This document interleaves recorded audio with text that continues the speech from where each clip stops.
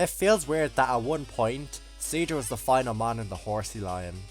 It feels like Kingdra was there from the start.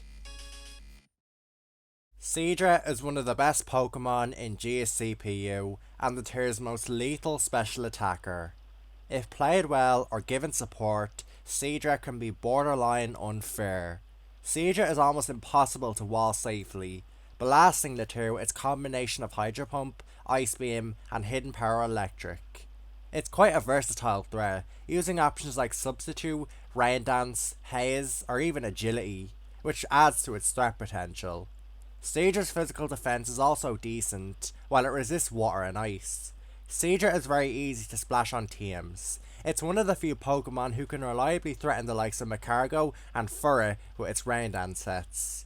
Seadra is just very darn strong. Seadra, alongside Furret and Poliwhirl, have been controversial in the past, with some players arguing for their ban. Seadra is on the table because it's extremely difficult to wall safely, unless you want to use things like Sunflora or Thunder Wave Drowsy. Let's analyse the Dragon Pokemon, who isn't even a Dragon type. Seadra's special attack stat is one of the highest in the metagame. Its speed is also solid, outspeeding the likes of Tangela and Seaking. It's no surprise that Seadra excels as a special attacker, being possibly the most dangerous one in the entire tier. Seadra's Stab Hydro Pump puts a serious dent into everything that doesn't resist it. It 2 KOs Murkrow, Delibird and Elekid, 3 KOs Furret and Venomoth, and just obliterates Magcargo and Cubone. GSCPU doesn't have many great water resists, and even then, Seadra has coverage for them.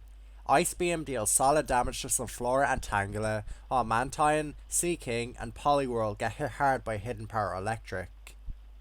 Hidden Power Electric also 2 KOs opposing Seadra, should you get into a Seadra duel. There's basically nothing that can stand up to Seadra long term, especially with Spikes up. With Spikes up, it puts even more pressure onto its few checks, like Sunflora and Drowsy. None of the Spikes immune flying types want to handle Seadra.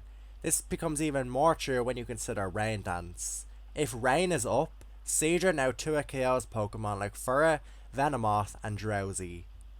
While Rain Dance makes Elekid's Thunder 100% accurate into Seadra, have fun switching into Rain boosted attacks. Seadra doesn't have to use Hydro Pump either. Rain boosted Surf still 2 KOs Furret and Venomoth. Surf's improved accuracy and PP make it a better option if you want to go the long route with Seadra. Seadra's physical defense is also strangely decent. In a pinch, it can tank attacks on Pokemon like Furret, Murkrow, and Hitmontop without much fear. Its fire resistance also make it a reliable switch into Magcargo, one of the premier Pokemon in this tier. Once Seadra gets in, have fun switching into it with Spikes up. Seadra is kinda like ZU Magby in the sense that it's a crazy strong special attacker who, with good play, can break through its few checks. Seadra can run a few other options over Rain Dance though. The most common one is Substitute, which eases prediction and dodges status. It lets you freely stay in on toxic users like Corsola and Omni. Another good option is Haze, which removes boosts. This can save you against Curse boosted Furret and Seaking. It also destroys agility pass teams single-handedly. Seadra can tank an attacking +6 Poliwhirl too, so it can haze away Bellydrum, provided Poliwhirl has slept something else. Agility is another option. If you use Agility, you now outspeed the likes of Murkrow, Elekid, and Furret. This is very dangerous late game, when these Pokemon are often weakened, and now you can outspeed and KO them. Seadra can also use Rest Talk to decent effect. It can tank physical attacks decently, resist fire and water, and not be crippled by status this way.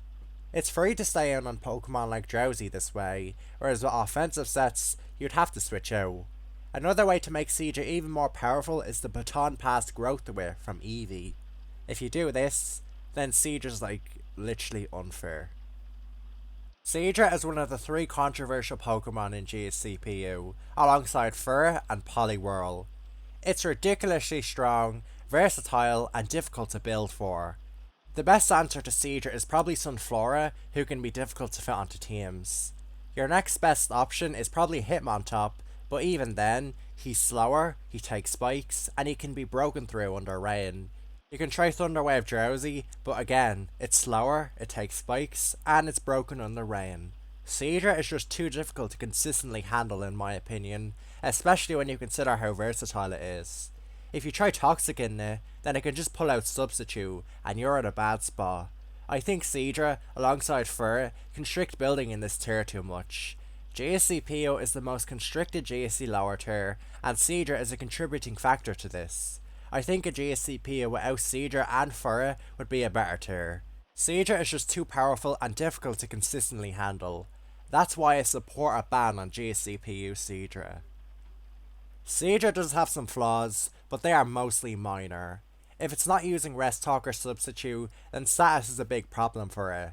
Thunderwave and Toxic both ruin it pretty bad. Seadra also comes short of base 90 speed, the tier's most crowded speed tier.